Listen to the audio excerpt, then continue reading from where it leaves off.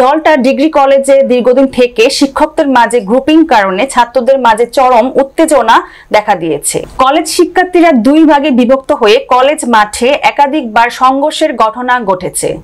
আহত হয়েছে কয়েকজন।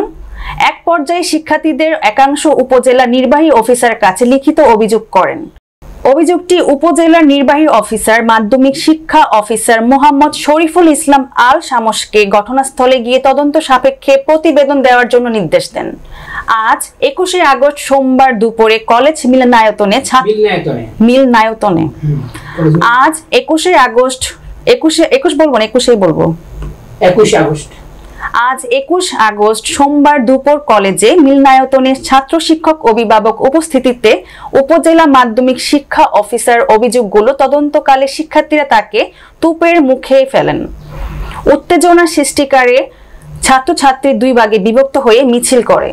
এ সময় উপস্থিত ছিলেন রামগঞ্জ উপজেলা বিএনপি নেতা বীর মুক্তিযোদ্ধা মোহাম্মদ নুরুল হুদা পাটোয়ারি, রামগঞ্জ সরকারি কলেজের সাবেক বিপি মোহাম্মদ আবুল কাশেম, মোহাম্মদ ইব্রাহিম মিজি, মুক্তার হোসেন, ছাত্রদলের নেতা ইকবাল তপাদার সহ অনেকে।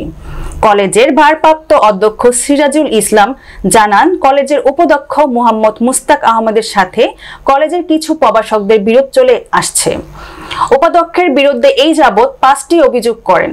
তদন্তকারী কর্মকর্তা একটি অভিযোগের সত্যতা পাননি।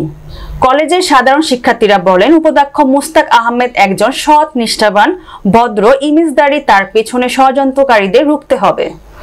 মাধ্যমিক শিক্ষা অফিস শরীফুল ইসলাম আল শামস বলেন, ছাত্রদের একটি অভিযোগ তদন্ত করেছি। তদন্তে মুস্তাক আহমেদ নির্দোষ প্রমাণিত হয়েছে।